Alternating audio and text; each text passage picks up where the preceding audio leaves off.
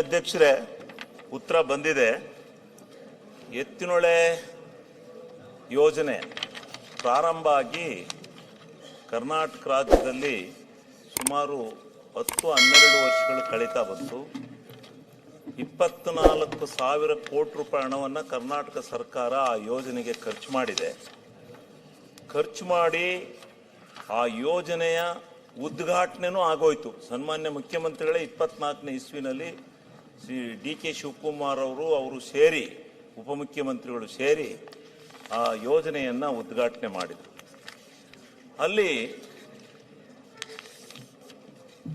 ಒಂದೇ ಒಂದು ಬೇಲೂರು ಹತ್ರ ಬರಬೇಕಾದ್ರಲ್ಲಿ 5 ಕಿಲೋಮೀಟರ್ ದೂರ ಡೀಮ್ಡ್ ಫಾರೆಸ್ಟ್ ಸೇರ್ಕೊಂಡಿದೆ.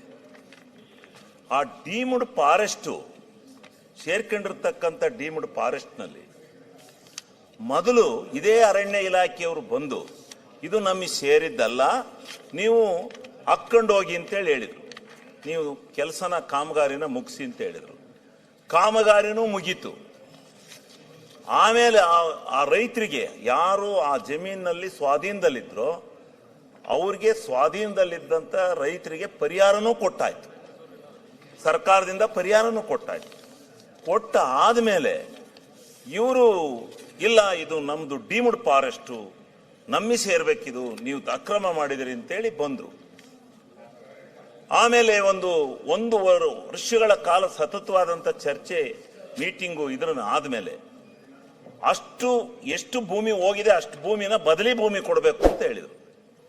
ಆ ಬದಲಿ ಭೂಮಿನೂ 320 ಎಕರೆ ಭೂಮಿಯನ್ನ ನನ್ನ ತಾಲೂಕಿನಲ್ಲಿ ಮತ್ತು ಟಿಪ್ಟೂರು ತಾಲೂಕಿನಲ್ಲಿ ಎಲ್ಲ ಸೇರಿಸಿ ಭೂಮಿನೂ ಕೊಟ್ಟು, ಸರ್ಕಾರಿ ಭೂಮಿನ ಅರಣ್ಯಕ್ಕೆ ಕೊಟ್ಟಾದ್ಮೇಲೆ ಮತ್ತೆ ಪುನಃ ಒಂದು ತಕರಾರು ತೆಗೆದ್ರು. ಒಂದು 3 ತಿಂಗಳು ಬಿಟ್ಟ ಮೇಲೆ ಏನ್ ತೆಗೆದ್ರು ತಕರಾರ್ನ?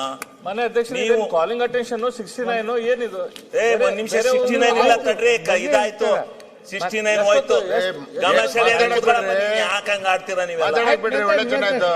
ವಿಚಾರ ಇದೆ, ವಿಚಾರ ಈ ರಾಜ್ಯದ ಭವಿಷ್ಯದ ಇದರದಲ್ಲಿದೆ. ತಡ್ರಿ, ಒಂದು ಯೋಜನೆ ಎಷ್ಟು ವರ್ಷಗಳಿಂದ ಅನಾಥವಾಗಿ ಕಾಡ್ತಾ ಇದೆ. ನಿಮ್ಗೆ ಯಾತಿಗೆ ಅಂತ ನಾನು ಹೇಳ್ತೀನಿ ತಡ್ರಿ.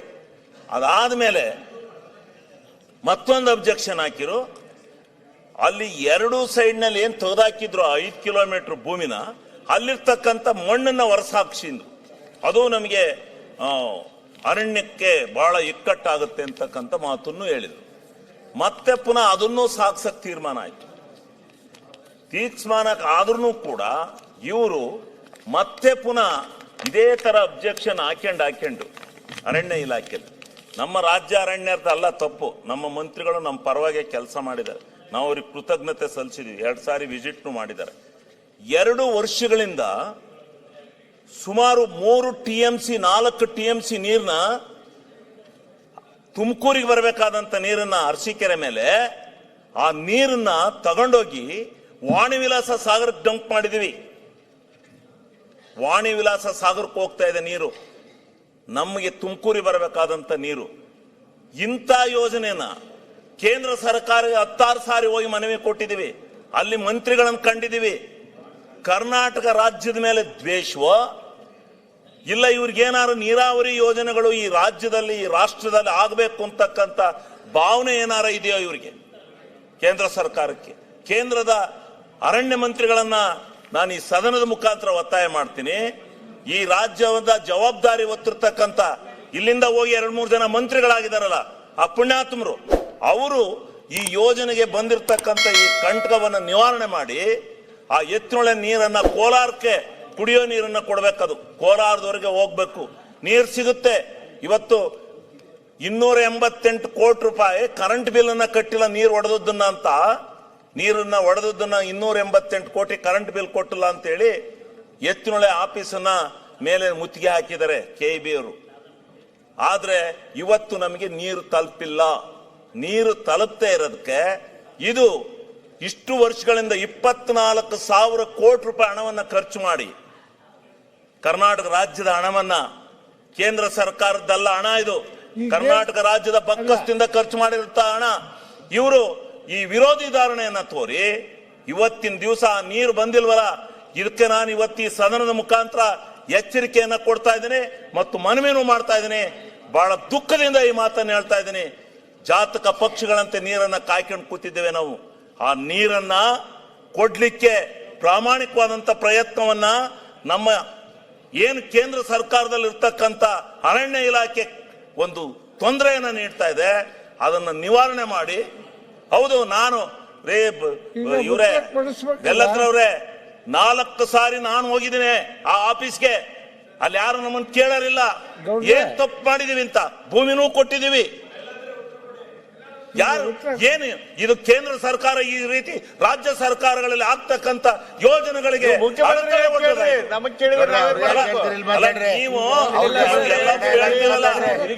ಅದಕ್ಕೋಸ್ಕರ ಹೇಳ್ತಾ ಇರೋದು. ಏನು ಇದನ್ನ ನಾನು ನಿಮ್ಗೋಸ್ಕರ ಹೇಳ್ತಾ ಇಲ್ಲ.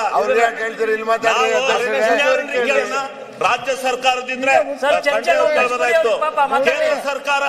ಕೇಂದ್ರ ಸರ್ಕಾರ ಮಾಡಿರ್ತಕ್ಕಂಥ ತಪ್ಪು ಇಷ್ಟು ವರ್ಷ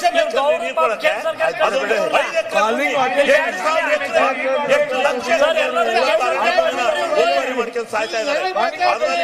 ಬದಲಿ ಭೂಮಿ ಕೊಟ್ಟುವೆ,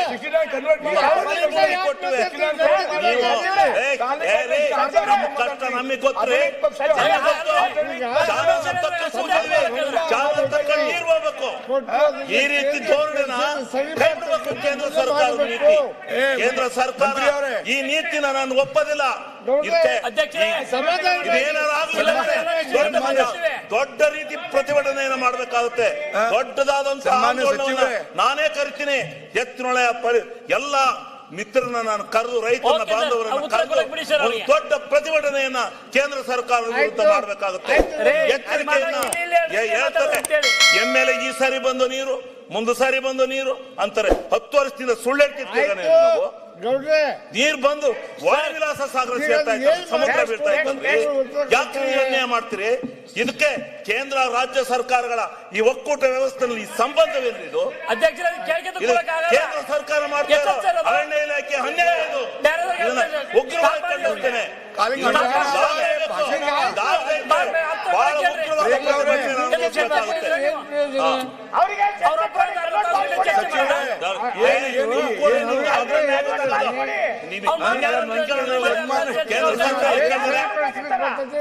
ಕೇಂದ್ರ ಸರ್ಕಾರ ಯಾರು ಅವರೇ ಮಾಡಿದ ತಪ್ಪು. ಕೇಂದ್ರ ಸರ್ಕಾರದ ಅರಣ್ಯ ಇಲಾಖೆ ಮಾಡಿದ ತಪ್ಪು.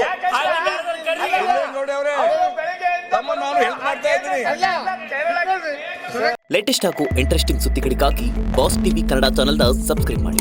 ಹಾಗೆಯೇ ಬೆಲ್ ಐಕಾನ್ ಪ್ರೆಸ್ ಮಾಡಿ. ಇದರ ಜೊತೆಗೆ ಫೇಸ್ಬುಕ್, ಇನ್ಸ್ಟಾಗ್ರಾಮ್, ಎಕ್ಸ್ ನಲ್ಲೂ ಮಿಸ್ ಮಾಡದೆ ಫಾಲೋ ಮಾಡಿ.